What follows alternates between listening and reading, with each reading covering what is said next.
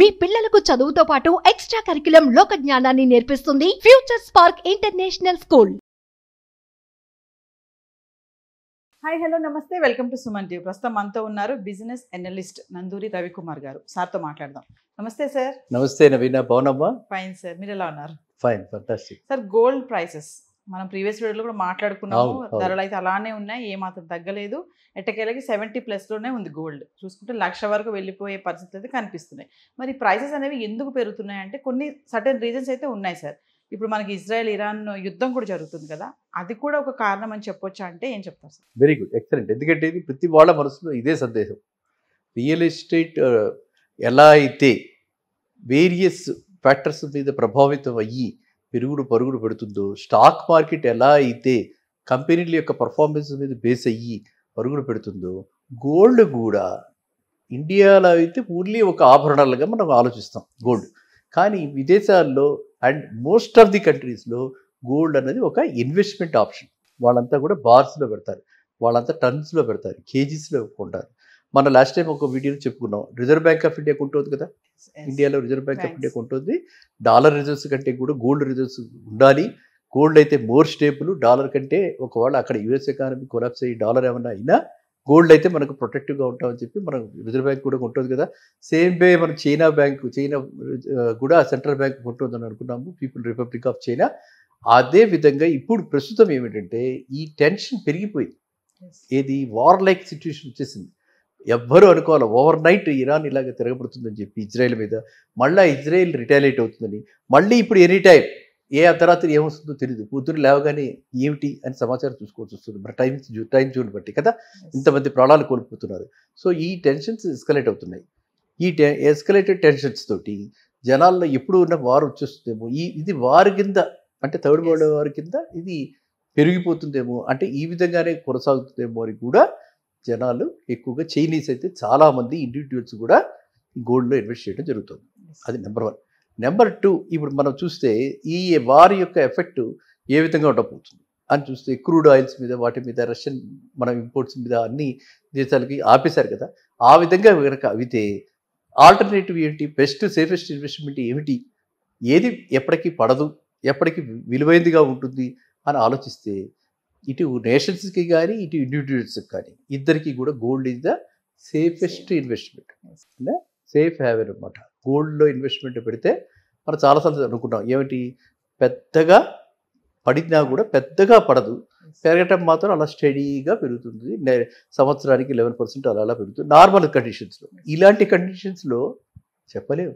మనం 80,000 అనుకున్నాం, దాని మీరు 1,00,000 కూడా దాటిపోవచ్చు. కాబట్టి ఇలాంటి పరిస్థితుల్లో ప్రతి ఒక్కళ్ళు వాళ్ళ పోర్ట్ఫోలియోలో స్టాక్ మార్కెట్లోనే పెట్టేసి, రియల్ ఎస్టేట్లోనే పెట్టేసి కాదు, దీంట్లో కూడా పెట్టాలి. ఎందుకంటే ఒక రియల్గా మనం చెప్పలేము ఏముందో ఏమిటో మనకు తెలియదు. ఈ సంవత్సరం ఇంకా రాబోయే 2-3 ఏళ్లలో ఈ చాలామంది ఇలా రకరకాల ప్రిడిక్షన్స్ వస్తున్నాయి. ఏది ఈ జ్యోతిష్యులు కానీ లేకపోతే వాళ్ళు చదువుతున్న ఆస్ట్రానామికల్ పొజిషన్స్ని బట్టి వాళ్ళు రకరకాల ప్రిడిక్షన్స్ ఇస్తున్నారు. అలాంటిది కనుక ఒకవేళ అయితే గోల్డ్ 2,00,000 అయినా 1,50,000 అయినా మనం చెప్పలేము. కాబట్టి నా సలహా ఏంటంటే ప్రతి వాళ్ళు కూడా గోల్డ్ని యాజ్ ఏ ఇన్వెస్ట్మెంట్ ఆప్షన్ ఆర్నమెంటల్గా కొంతవరకు కొనేసుకుని ఉంటే ఇన్వెస్ట్మెంట్ ఆప్షన్గా ఒక నెల ఒక 5 గ్రాములు, ఒక 5 గ్రాములు, 10 గ్రాములు మన కెపాసిటీని బట్టి ఇప్పుడు ల్యాండ్స్లోను ఇప్పుడు వీటిల్లోనూ ఇన్వెస్ట్ చేయకుండా దీనిలో ఇన్వెస్ట్ చేయడం ఎప్పుడు కూడా ఉత్తమం. ఈ కండిషన్స్లో క్లారిటీ లేదు మనకి.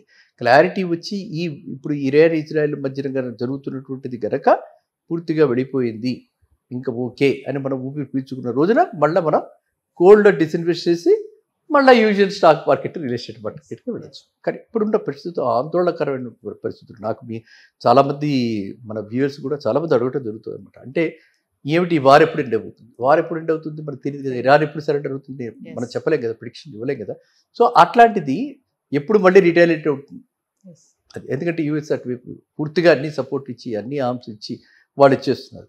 ఎవరో ఒకటి మధ్యలో మరి అది ఆ ఘనత ఈసారి మోడీ గారికి దక్కుతుంది, ఎవరికి దక్కుతుంది? ఎవరో ఒకళ్ళు ప్రపంచ లీడర్ ఒకళ్ళు అయితే ఒక శాంతిదూత బయలుదేరుతారు, ట్రై చేస్తారు, ట్రై చేయకుండా ఉండరు.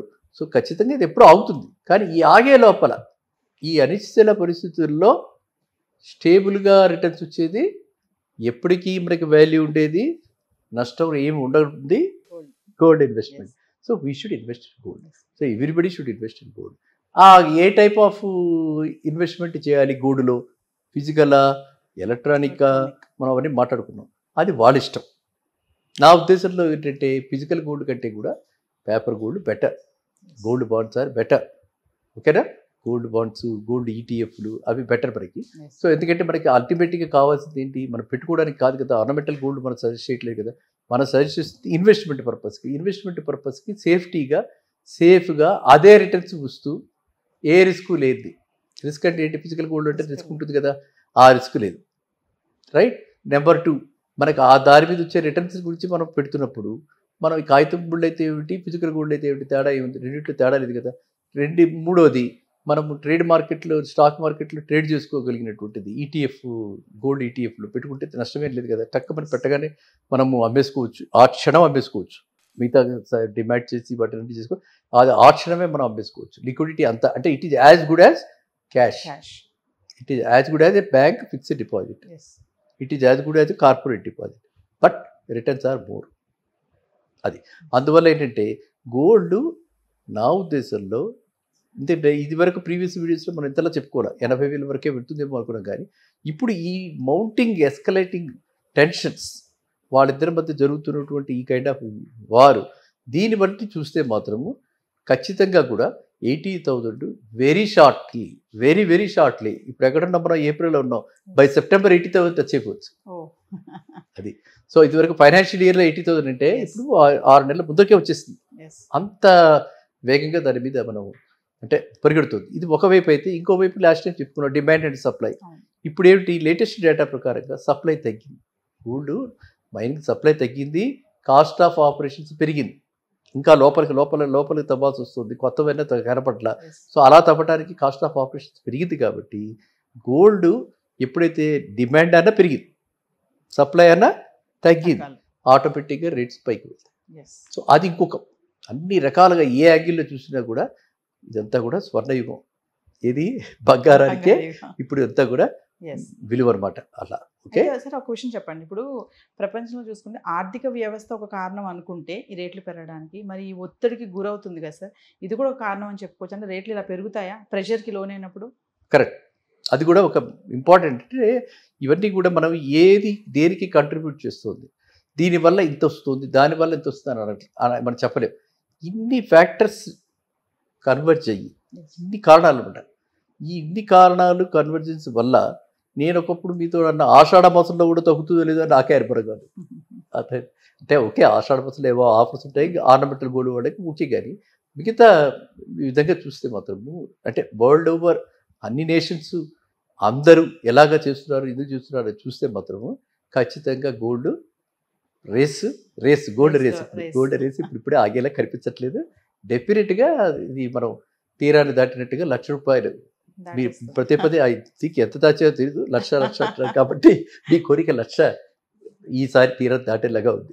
1,00,000 అయితే మనం ఆ లక్ష్యాన్ని ఛేదించేలా ఉన్నాం. సో మనం ప్రీవియస్ వీడియో చెప్పుకున్నట్టు సార్ 2030 కల్లా మనం 1 kg గోల్డ్ పెట్టుకుంటే జెట్ ప్లేన్ కొనేసుకోవచ్చు. Correct, you remember it. Very good. చెప్పిందని అంచనా ప్రకారం చూసుకుంటే. Thank you sir. Thank you.